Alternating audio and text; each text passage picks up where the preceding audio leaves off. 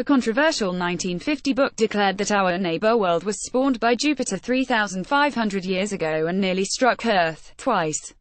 Immanuel Velikovsky (1895–1979), seen here in 1968, wrote controversial books about the history of Earth and the Solar System. Bettman, Getty Images. As northern winter gives way to the longer daylight hours of spring, Venus returns to the evening sky for a long engagement.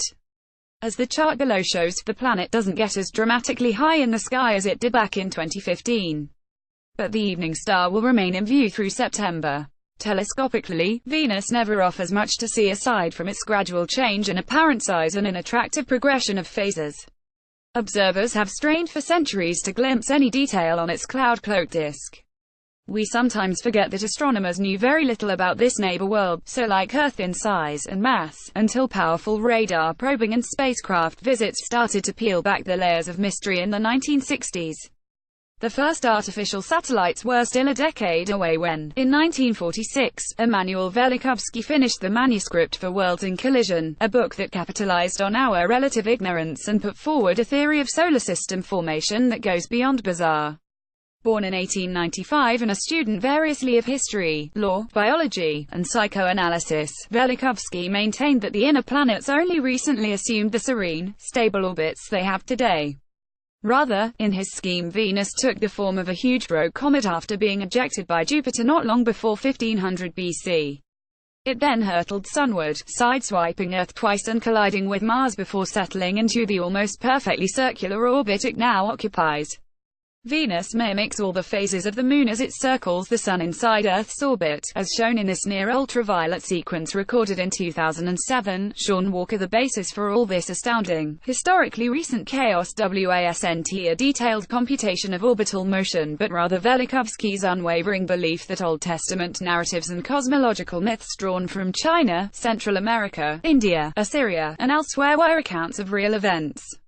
What got to him started was the biblical story of Joshua commanding the sun and moon to stop moving for an entire day and invoking a devastating hail of stones from the sky during his battle with the Amorites. Velikovsky was also seeking a physical reason for the plagues inflicted on the Egyptians in Exodus. Venus provided all the answers.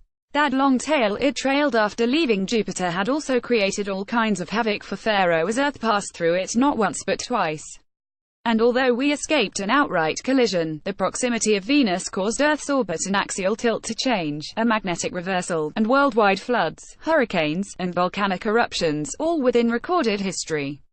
None of this catastrophism was chronicled by our ancestors, Velikovsky asserts, because they suffered from a collective amnesia that repressed all memory of these occurrences.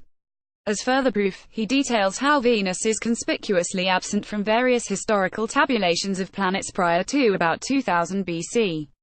Venus spends much of this year lingering in the west after sunset. It reaches greatest eastern elongation in mid-August but isn't is brightest until late September. Disks are enlarged for clarity. St. Velikovsky acknowledged that his scenario was at odds with established physics.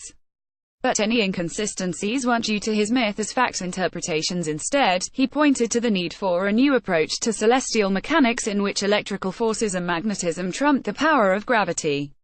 Understandably, astronomers of the day were outraged by all of this.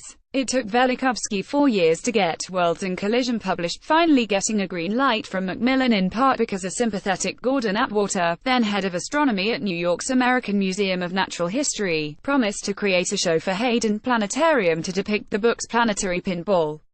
But Atwater was summarily fired before that could happen.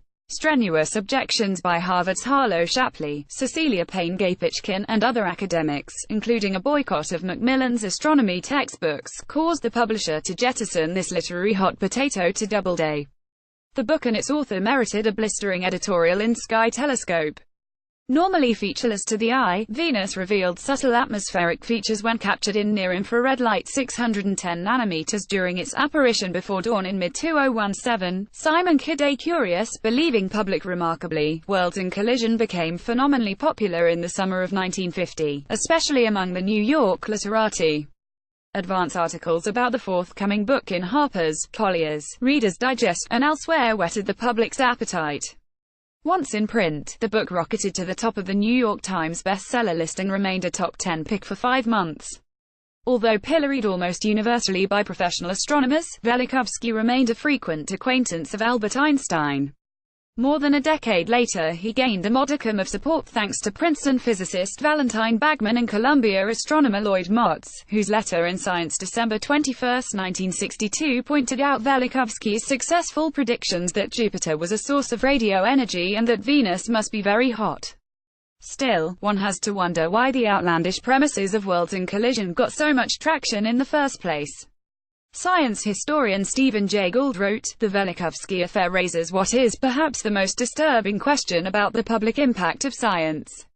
How is a layman to judge rival claims of supposed experts? Any person with a gift for words can spin a persuasive argument about any subject not in the domain of a reader's personal expertise."